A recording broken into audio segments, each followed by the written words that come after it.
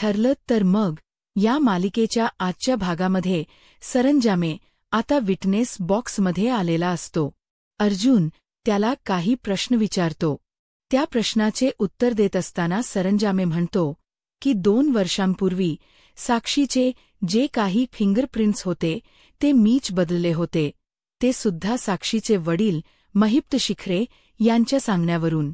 अशी साक्ष सरंजामेने दिल्यावर मात्र महिप्त आणि साक्षी एकदम हादरूनच जातात. साक्षी ही अगोदरच रडकुंडीला आलेली असते आणि डोळे मोठे करून अगदी सरंजामेकडे पाहू लागते, कारण याने क्षणात पलटी मारलीच कशी काय हा प्रश्न तिला पडतो. मग अर्जुन विचारतो, पण इन्स्पेक्टर सरंजामे, तुम्हाला त्यांच्या ऐकण्याची गरजच का पडली? तेव्हा सरंजामे आता खरं कोर्टामध्ये बोलू लागतात, कारण महिप्त शिखरे त्याच्यासाठी मला खूप पैसे देत होते. तेव्हा महिप्तला आता राग येतो आणि तो रागाच्या भरातच तेथे त्या बाकावर असा जोरातच हात आपटतो. दामिनी डोळे बंद करून घेते, कारण आज खरं काय आहे, 2 वर्षांपूर्वी नक्की काय काय घडलं होतं, हे सगळं सत्य आज सरंजामे सांगत असतो. त्यानंतर सरंजामे म्हणतो की मी तोंड उघडू नये यासाठी म्हणूनच महिप्त शिखरे यांनी सततच माझ्याकडे पैशांचा पुरवठा केला आणि त्यातलेच काही कॅशचे बंडल हे घ्या असं म्हणून तो आता कोर्टाकडे ते पैसे सोपवणार असतो. तेव्हा तेथे मात्र महिप्तची आता कोंडी झालेली असते, कारण त्याचे सर्व काळे धंदे उघड झालेले असतात. त्याचबरोबर साक्षीला सुद्धा प्रचंड असा धक्का बसलेला असतो. साक्षी किती खोटारडी आहे हे आता रविराजला कळून चुकलेलं असतं. इकडे चैतन्य आणि सायली हे दोघेही एकमेकांकडे पाहून हसतात, कारण त्यांचा विजय हा निश्चितच असतो.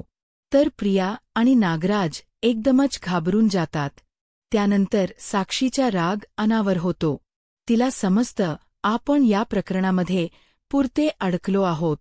त्यामुळे ती ताडकन उठते आणि खोटं आहे, खोटं आहे असं ओरडून ओरडून जज साहेबांना सांगत असते. आणि मला अडकवून तुला काय मिळतं रे? अर्जुनला ती जाब विचारते. मग आता ती जज साहेबांसमोर हात जोडते आणि म्हणते, प्लीज जज साहेब, मला यातून वाचवा. माझं आयुष्य असं उद्ध्वस्त होऊ देऊ नका. प्लीज प्लीज असं म्हणून ती अगदी लोटांगण घालायचीच बाकी राहते. आता आपल्या लेकीची ही तळमळ तडफड अजिबातच महिप्तला पाहवत नाही, म्हणून तो सुद्धा रागाच्या भरात उठतो आणि म्हणतो, तुझं आयुष्य असं उद्ध्वस्त नाही होऊ शकत साक्षी, आणि कोणाची तेवढी हिंमत सुद्धा नाहीये.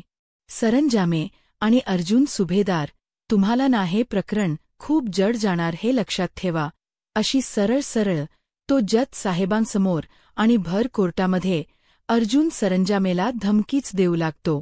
दामिनीला माहीत असतं हा भडक डोक्याचा माणूस आता उगीच काही पण बोलून जाईल, म्हणून ती जरा मागे वळून पाहते. रविराजला सुद्धा आता हा गुंता काही सुटत नसतो. त्यानंतर जज साहेब ऑर्डर ऑर्डर असं म्हणून महिप्तला गप्प करतात.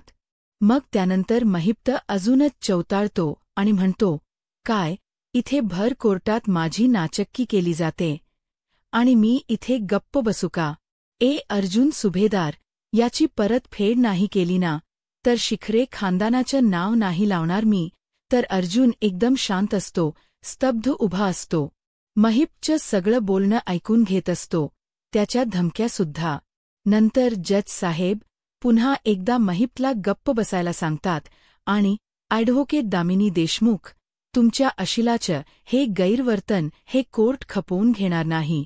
त्यांना शेवटची वॉर्निंग देत आहोत आम्ही. त्यांना जर गप्प बसता आलं तर बसा, नाही तर त्यांच्यावर कारवाई करण्यात येईल असं जज साहेबांनी सांगितल्यावर दामिनी चटकन उठते. मग दामिनी दात ओठ खात अगदी रागातच म्हणते, ओ शिखरे, खाली बसा जरा. असं वागणं कोर्टामध्ये चांगलं नाही. बसा खाली. तेव्हा गुपचूपच आता महिप्त हा खाली बसतो आणि त्यासोबतच साक्षीसुद्धा. त्यानंतर आता दामिनी कोर्टाची त्यासाठी माफीसुद्धा मागते. मग इकडे रविराज म्हणतो, एका पोलीस अधिकाऱ्याकडून माझीही कधीही अपेक्षा नव्हती. हा असा एखादा अधिकारी ना अख्खं डिपार्टमेंट बदनाम करून टाकतो. त्यावेळी दामिनी सांगते, पण मला सरंजामेंना क्रॉस एक्झामिनेशन करण्याची परवानगी हवी आहे. तेव्हा जज साहेब लगेचच परवानगी देतात. मग आता ती सरंजामे समोर येते आणि म्हणते, सरंजामे, हे पहा, जानेवारी 2023 ते जुलै 2025 हा नक्की किती कालावधी आहे? तेव्हा सरंजामे म्हणतो, 2.5 वर्ष. तेव्हा दामिनी म्हणते, हो बरोबर. मग आत्ताच जो तुम्हाला जो काही सत्याचा साक्षात्कार झालाय, हा जो 2.5 वर्ष नाही झाला, तो अचानक आत्ताच कसा झाला? की इथे येऊनही साक्ष देण्यासाठी अर्जुन सुभेदार यांनी पैसे चारले आहे? तेव्हा असा प्रश्न सरंजामेला जेव्हा दामिनी विचारते, तेव्हा अर्जुन लगेचच ऑब्जेक्शन घेतो आणि पुराव्यांशिवाय ॲडव्होकेट देशमुख असे कोणतेही आरोप करू शकत नाही, असं म्हणून तिचं तोंड गप्प करतो. तेव्हा जज साहेब ऑब्जेक्शन सस्टेंड असं म्हणतात. मग त्यानंतर दामिनी पुन्हा विचारते, बोला सरंजामे, तुम्ही 2.5 वर्ष हा रिपोर्ट का नाही समोर आणलात? अहो, मुद्दाम लपवून ठेवला होता का? काही कारण होतं का? अहो बोला, बोला. तेव्हा सरंजामे आता घाबरत नाही. तो सुद्धा म्हणतो, इन्शुरन्स. अहो देशमुख मॅडम, तो रिपोर्ट ना माझा खरंतर इन्शुरन्स होता. कसं आहे ना, जेव्हा तुम्हाला महिप्त शिखरे सारख्या निर्दयी माणसाबरोबर व्यवहार करायचा असतो, तेव्हा तुम्हाला स्वतःची सुरक्षा अगोदर बघावी लागते. आणि माझी जोपर्यंत गरज होती, तोपर्यंत ते मला नेहमीच पैसे पुरवत राहिले. पण आता गरज संपल्यावर मला जीवे मारायला सुद्धा मागेपुढे ते पाहणार नाहीत, असं काळ सत्य तो आता कोर्टासमोर आणतो. तेव्हा सर्वजण आता महिप्तकडे पाहतात. तर आता महिपच्या रागाचा पारा अगदी चढलेला असतो. त्यानंतर सरंजामे सांगतात, म्हणूनच तो रिपोर्ट मी अगदी सुरक्षित ठिकाणी ठेवला होता. नाही, असा वेळ आल्यानंतर दबाव टाकायला उपयोगी पडतो ना म्हणून. तेव्हा जज साहेब विचारतात, ॲडव्होकेट दामिनी देशमुख, इन्स्पेक्टर सरंजामे यांना तुम्हाला आणखी काही प्रश्न विचारायचे आहेत का? तेव्हा ती आता म्हणते, नो युअर ऑनर, असं म्हणून ती जागेवर जाऊन बसते. तर अर्जुन आता पुढे येतो आणि लगेचच सरंजामेची बाजू मांडत कोर्टाला पटवून देतो तिला. उशिरा का होईना, सरंजामे यांमधला पोलीस ऑफिसर जागा झालाय. त्यांनी बरीच वर्ष सरकारी नोकरी केली आहे आणि आता रिटायर्ड झाल्यानंतर सुद्धा एका गुन्हेगाराला पकडण्यासाठी आमची मदत करत आहे. आता मी कोर्टाला विनंती करतो की त्यांना माफीचा साक्षीदार केलं जावं. तेव्हा याचा विचार कोर्ट नक्कीच करेल, असं जज साहेब म्हणतात. तेव्हा आता थँक्यू युअर ऑनर, असं अर्जुन म्हणतो. तर दामिनी आता पटकन उठते आणि अगदी लगेचच पुढे येत म्हणते, युअर ऑनर, याचा अर्थ असा होत नाही की, असं म्हणून आता ती पुढे साक्षी बद्दल बोलणार असते. तेव्हा अर्जुन म्हणतो, रिलॅक्स, रिलॅक्स. अहो ॲडव्होकेट मॅडम, रिलॅक्स. तुमचं वाक्य आहे ना, ते मी कंप्लीट करतो, असं म्हणून तो दामिनीच्या भाषेतच आता जज साहेबांना सांगतो, युअर ऑनर, याचा अर्थ असा होत नाही की माझी अशील साक्षी शिखरने विलासचा खून केलाय. असंच म्हणायचं होतं ना तुम्हाला, असं तो दामिनीला विचारतो. तेव्हा दामिनी एकदम गप्प राहते. तर आता अर्जुनने असं दामिनीच्या भाषेत बोलल्यामुळे मधू भाऊच हसू लागतात. मग अर्जुन म्हणतो, तो अहो तुमचं हे वाक्य ना अख्ख्या महाराष्ट्राला पाठ झालंय आता. अहो ॲडव्होकेट देशमुख, साक्षीचे फिंगरप्रिंट्स त्या पिस्तुलावर सापडले आहेत, तरीही तुम्हाला असं वाटतं का तुमची ही वाक्य कोर्टामध्ये काम करतील? मग आता दामिनी सांगते, ॲडव्होकेट सुभेदार, पिस्तुलावर मधुकर पाटील यांचे सुद्धा फिंगरप्रिंट्स सापडले आहेत आणि युअर ऑनर, आमच्याकडे आय विटनेस आहे, ती म्हणजे प्रिया मधुकर. तेव्हा रविराज जरा रागातच प्रियाकडे पाहतो, तर प्रिया एकदमच गप्प झालेली असते. आता दामिनी कोर्टाला सांगते, तिने स्वतःला मधुकर पाटलांना विलासवर गोळी झाडताना पाहिलंय आणि कुठलीही मुलगी स्वतःच्या बापाविरुद्ध खोटी साक्ष कधीही देणार नाही, अगदी मानलेले वडील असले तरीही. मग अर्जुन सुद्धा म्हणतो, ती मुलगी जर प्रिया मधुकर असेल तर तिच्या बाबतीत काहीही शक्य आहे, हे तुम्हाला चांगलंच माहीत आहे, ॲडव्होकेट देशमुख. शिवाय साक्षी शिखरे ह्या नेहमी कोर्टामध्ये खोट बोलत आल्या आहे. आणि मग त्यानंतर ते लोकेशन रिपोर्ट, त्याचबरोबर ती त्या रिसॉर्टमध्ये गेली होती, ते सुद्धा 13ला नव्हतं तर 11ला होतं. आणि आता सुद्धा तिचे फिंगरप्रिंट्स पिस्तुलावर सापडले आहे, तेही तितकंच खरं आहे, असं अर्जुन आता दामिनीला म्हणत असतो आणि साक्षीने जे काही केले ते सांगत असतो. तेव्हा दामिनी सुद्धा अगदी पटकनच बोलते, हो ठीक आहे ना. अहो सापडले असतील तिचे सुद्धा फिंगरप्रिंट्स त्याच्यावर. अहो त्या पिस्तुलाला धरून झटापट झाली म्हटल्यानंतर साक्षीचे सुद्धा थोडेफार फिंगरप्रिंट्स त्याच्यावर उमटणारच ना, असं दामिनीने आता म्हटल्याबरोबर इकडे आता साक्षी एकदमच डोळे मोठे करून दामिनीकडे पाहते, कारण एवढ्या भर कोर्टात दामिनी काय बोलून गेली पटकन ते तिलाच कळत नाही.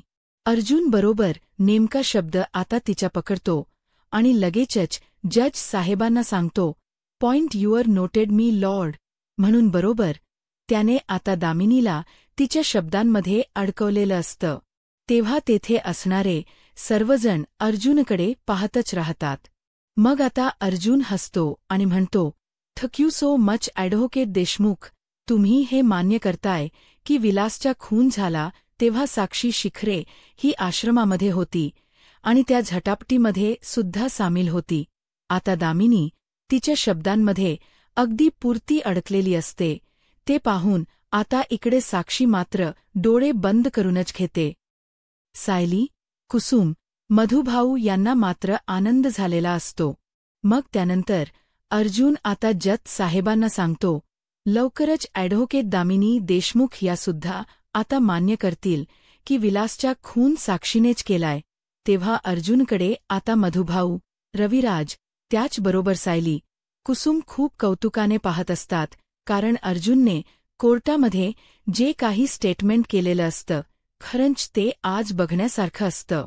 त्यानंतर आता अर्जुन त्याच्या जागेवर जाऊन बसतो, चैतन्याकडे पाहून हसतो. आज कोर्टामध्ये काय काय झालं याचा आढावा घेत जज साहेब सांगतात, आज सादर झालेल्या पुराव्यानुसार हे कोर्ट इन्स्पेक्टर सरंजामे यांना माखीचा साक्षीदार म्हणून घोषित करत आहे. आता सरंजामेने हे ऐकल्यानंतर मात्र त्याला आनंद होतो. त्याचबरोबर अर्जुन सरंजामेकडे पाहत राहतो. इकडे महिप्त आणि दामिनी मात्र रागातच त्याच्याकडे पाहत असतात. मग जज साहेब पुढे सांगतात, तसेच मिस साक्षी शिखरे यांच्या बोटाचे ठसे हत्यारावर मिळाल्यामुळे त्यांना हे कोर्ट संशयित ठरूच शकते, पण तरीही मिस साक्षी शिखरे या खुनी आहे असं सिद्ध काही होत नाही. आणि हे सिद्ध करण्यासाठी ही कोर्ट अर्जुन सुभेदार यांना आता शेवटची संधी देत आहे. आता कोर्टाने तुम्हाला दिलेल्या या महिन्याभराच्या मुदतीत आता उरलेले सर्व पुरावे या कोर्टामध्ये सादर करावेत, असं म्हणून कोर्टाचं कामकाज संपत. आता अर्जुनसमोर खूप मोठं आव्हान शेवटचं असतं, ते म्हणजे साक्षी या प्रकरणामध्ये दोषी आहे आणि तिनेच विलासचा खून केलाय. तर सगळेजण अर्जुनकडे पाहतात, पण अर्जुनच्या चेहऱ्यावरचा थोडासुद्धा कॉन्फिडन्स ढळत नाही. त्यानंतर कोर्टाचं कामकाज संपल्यावर सर्वजण बाहेर आलेले असतात. साक्षी, महिप्त आणि दामिनी सुद्धा समोरून येतात आणि नेमके अर्जुनजवळच उभे राहतात. दामिनी अर्जुनकडे पाहून हसते आणि म्हणते, अर्जुन, हे बघ, मी तुझ्यापेक्षा मोठी आहे म्हणून अनुभवावरून सांगते हा. तू या केसच्या नादना आता सोडून दे. अरे, तू कितीही आटापिटा केलास तरीही हे सिद्ध करू शकणार नाहीयेस की खून हा साक्षीनेच केलाय. मग तू केस हरणार आणि तुमची नाचक्की होणार. उगीच कशाला ना एवढा आटापिटा. मग आता अर्जुन म्हणतो, नाचक्की माझी होतीय की तुमची हे बघूयात ना आपण आता कोर्टामध्ये. आणि ज्यांना भीती वाटत असते ना की ते आतमध्ये तिथे कोर्टात हरणार आहे, ती लोक कोर्टाच्या बाहेर असं काहीतरी बोलतात. तेव्हा दामिनी हसतच म्हणते, ठीक आहे, तुला जर माझं काही ऐकायचंच नसेल तर मी कशाला उगीच बोलू. मी तुम्हाला फक्त एवढंच सांगेन की फक्त एकच दिवस उरलाय आणि या एका दिवसात तू काय तीर मारणार आहे ना अर्जुन, ते तुलाच माहीत. Anyway, all the best. आता कोर्टामध्ये भेटूच. तेव्हा सायली आता या दोघांमध्ये काहीच बोलत नाही, एकदम शांतपणे उभी असते. साक्षी सुद्धा सायलीकडे पाहून आता हसतच तेथून जाते. मग आता सायली अर्जुनला सांगते, दामिनी निदान एक गोष्ट तरी खरी बोलली की आपल्या हातामध्ये उद्याचा एक शेवटचा दिवस आहे आणि आपण सत्याच्या खूप जवळ येऊन पोहोचलो आहोत, परंतु सत्यापर्यंत अजून पोहोचलो नाहीत. आता कसं पोहोचायचं आपण तिथपर्यंत, असा आता सायली अर्जुनला विचारते, तर अर्जुनही त्याच विचारात असतो. इकडे दामिनी आता गाडीत बसायला जाणार तेवढ्यातच महिप्त मागणे येतो आणि म्हणतो, ऐका ना अहो देशमुखबाई, मला माफ करा ना. अहो कोर्टामध्ये माझा जरा तोलच गेला म्हणजे कसं आहे ना, त्या जज समोर अशी बोंबाबूम करायला नको होती मी. पण काय झालं ना, मला जरा टेन्शन आलं होतं आणि त्या सरंजामेकडे ना मी तर बघणारच आहे, पण त्याच्या जबानी तुम्ही अर्जुनला जो टोला आणला त्याच्यानंतर मला जरा बरं वाटलं. म्हणजे कोणता डायलॉग माहिती आहे का? साक्षी त्या आश्रमात होती आणि म्हणजे खून तिनेच केला असं होत नाही ना हा डायलॉग. मग आता साक्षी म्हणते, आता फक्त एक दिवस काढायचा आहे, म्हणजे प्रत्येक हेअरिंगमध्ये अर्जुन जरी एक पाऊल आपल्यापुढे असेल तरीही त्याच्याकडे वेळ खूप कमी आहे. त्याचा वेळच संपलाय. मग आता दामिनी म्हणते, वेळ संपला नाही अगं, वेळ संपत आलाय. भले मी त्याला आता म्हटलं असेल की एकच दिवस त्याच्याकडे आहे, पण तो ना अर्जुन सुभेदार आहे. एका दिवसात तो इकडची दुनिया तिकडे करू शकतो आणि हे विसरून आपल्याला अजिबात चालणार नाही. तेव्हा साक्षी विचारते, मॅम तुम्हाला टेन्शन आले का? मग महिप्त म्हणतो, अहो तुम्हाला टेन्शन येऊन कसं चालेल. आता कोर्टात जे काही घडलं त्यामुळे आमच्या सगळ्या आशा तुमच्यावर अवलंबून आहेत आणि तुम्हीच जर तोंड पाडलं तर आम्ही नक्की कुणाकडे बघायचं, असं जेव्हा महिप्त विचारतो तेव्हा दामिनी म्हणते, अहो शिखरे, प्रत्येक खेळामध्ये ना शेवटचा डाव हा खूप महत्वाचा असतो आणि आता आपण अशा टप्प्यावर आहोत जिथे जिंकण्याची आशा आहे, परंतु हरण्याची भीतीसुद्धा तेवढीच आहे. साक्षी आणि महिप्त हे दोघेही जरा घाबरतात. त्यानंतर रात्री आता दामिनी आपल्या ऑफिसमध्येच असते, पण आता अर्जुनने जे काही स्टेटमेंट कोर्टामध्ये केलं आणि त्यावरती मी पटकन जे काही बोलून गेले, हे सगळे काही प्रसंग तिला आठवतात की त्या झटापटीमध्ये होती की साक्षी आणि असतील त्या पिस्तुलावर फिंगरप्रिंट्स तिचे, हे सारखे शब्द तिच्या कानावर घुमत असतात. त्यामुळे ती अगदी कासावीस होते, बेचैन होते. तिला काहीही सुचत नसतं करावं काय, कारण ती आज कोर्टामध्ये खूप काही बोलून गेलेली असते आणि ते सुद्धा अर्जुनने अगदी कोर्टासमोर सांगितलेलं असतं. दुसरीकडे साक्षी आता घरी जाते, खूप घाबरलेली असते. आता एकच दिवस राहिल्यामुळे तिला आता मनातून खूप भीती वाटत असते की काय होणार, मला शिक्षा तर होणार नाही ना. मग महिप्तच्या मांडीवर डोकं ठेवून ती खूप रडत असते. महिप्त लहान बाळासारखं तिला समजावत असतो. दुसरीकडे अर्जुन आणि सायली या दोघांनाही झोप येत नसते. अर्जुनच्या डोक्यात सुद्धा आता जज साहेबांचे हेच शब्द असे कानात घुमत असतात की एवढं सगळं होऊन देखील साक्षी शिखरे या संशयित आहे, परंतु त्यांनीच खून केलाय अजून हे ॲडव्होकेट अर्जुन सुभेदार सिद्ध होत नाही. त्यामुळे तुम्हालाही शेवटची संधी देण्यात येत आहे. मग आता सायलीला सुद्धा हेच आता सगळं आठवत असतं. दोघेही झोपलेले नसतात. दामिनी सुद्धा खूप म्हणजे खूप घाबरलेली असते. इकडे प्रियाची सुद्धा सेम तशीच अवस्था झालेली असते, कारण आता पुढच्या हिअरिंगमध्ये नक्की कोणाचा विजय होणार आणि कोण हरणार हे कुणाला काही कळत नसतं. तर दुसरीकडे महिप्त साक्षीला सुद्धा झोप येत नसते. सगळेच जण आता आपापल्या विचारात असतात. कुणाला काय करावं हे सुचत नसतं. मग आता दुसरा दिवस उजाडतो. तर प्रिया आता आवरूनच बाहेर बसलेली असते हॉलमध्ये, मोबाईलमध्ये डोकं घालून. तेवढ्यातच पूर्णा आजी तिथे येतात आणि म्हणतात, तन्वी बाळा. मग आता प्रियाला ऑलरेडी मनात राग असतोच, कारण ती केसचा विचार करत असते. त्यामुळे ती म्हणते, हो, आता तुला तिथे गार्डनमध्ये बाहेर फिरायचं असेल ना, खेळ्या घालायच्या असतील ना, आता माझ्याशिवाय तुझी दुसरी सेवा तरी कोण करणार, असं टोमणा मारून ती पूर्णा आजींना म्हणते. तेव्हा पूर्णा आजी एकदम कॅज्युअली ते बोलणं घेतात आणि म्हणतात की, हो बेटा, मला बाहेर गार्डनमध्ये फेयाच मारायच्यात.